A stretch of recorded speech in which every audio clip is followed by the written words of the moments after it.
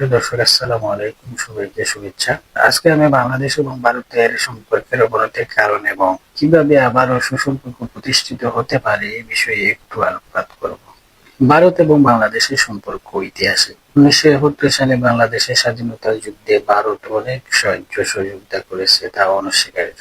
বাংলাদেশের বিশাল জনসংখ্যা ভারতে আশ্রয় নিয়েছে। বিশেষ করে আমাদের সীমান্তবর্তী অঞ্চলের মানুষও ভারতে আশ্রয় নিয়েছিলেন, যা পরবর্তীতে আমরা আমাদের বাবা-মার কাছ থেকে শুনেছি। 1971 সালে বাংলাদেশের বীর মুক্তিযোদ্ধাদের প্রচেষ্টায় অবশেষে বাংলাদেশ 1971 সালের 16 ডিসেম্বর পাক হানাদার মুক্ত হয়। স্বাধীনতা লাভের পরপরই ভারতের সাথে একটু একটু করে বাংলাদেশের সম্পর্কের অবনতি ঘটতে থাকে। শেখ মুজিব সরকারের সাথে ভারতের সৈন্য প্রত্যাহার নিয়ে একটু সম্পর্কের অবনতি হয়। পরবর্তীতে শহীদ জিয়াউর রহমানকে হত্যা, বাংলাদেশের স্বৈরশাসক এরশাদকে সাপোর্ট, তারপর আবার বিএনপি, জামাত এবং আওয়ামী লীগের সম্মিলিত প্রচেষ্টায় বাংলাদেশ স্বৈরাচার মুক্ত হয়েছিল। 90-এর দশকেও ভারতের সাথে বেশি সম্পর্ক ছিল। 2001 সালে যখন বিএনপি এবং জামাত জোটবদ্ধ হয়ে সরকার গঠন করে, তখন থেকে ভারতের সাথে সে সম্পর্কের অবনতি ঘটতে থাকে।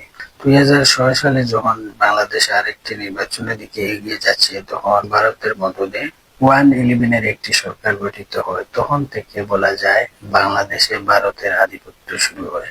সেই ফখরুদ্দিন সরকার ভারতের মদদে সুপরিকল্পিতভাবে বিশাল ব্যবধানে আওয়ামী লীগকে ক্ষমতায় আনে এবং তারা সংবিধানের অনেক কিছু পরিবর্তন করে। পরবর্তীতে আওয়ামী লীগ সরকার গঠন করে এবং ভারতের প্রেসক্রিপশনে তারা যুদ্ধাপরাধীর বিচার নামে জামাতের টপ লেভেলের নেতাদের হত্যা করে।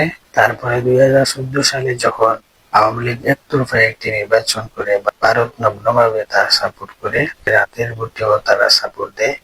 2024 সালে এসেও সাবেক প্রধানমন্ত্রী শেখ হাসিনা আমি এবং দাবি একটি নির্বাচন করেন এবং সেই নির্বাচন বাংলাদেশের মানুষ ভোট দিতে পারেনি। এসব কারণে বাংলাদেশের মানুষ ভারতের প্রতি ক্ষুব্ধ ছিল। তারপর কোটা আন্দোলন সরকার বিরোধী আন্দোলনে পৌঁছায় এবং সাবেক প্রধানমন্ত্রী এদেশের শিশু, বৃদ্ধ, বনিতা এবং ছাত্র জনতাকে হত্যা করে ভারতে পালিয়ে যান।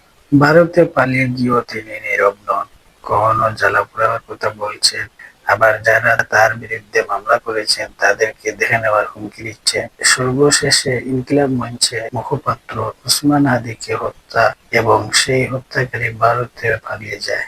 এইসব ঘটনাগুলোর কারণে বাংলাদেশের মানুষ ভারত বিরোধী হয়ে উঠছে এবং বর্তমানে তার চরম আকার ধারণ করেছে। ভারত যদি বাংলাদেশের সাথে একটি বন্ধুত্বপূর্ণ সম্পর্ক চায়, তাহলে ভারতের উচিত অন্ততপক্ষে ভারত ওসমান হাদির খুনি এবং সাবেক স্বরাষ্ট্রমন্ত্রীকে এই মুহূর্তে ফেরত দিলে বাংলাদেশের মানুষ কিছু শান্ত হবে এবং সম্পর্ক এগিয়ে যাবে।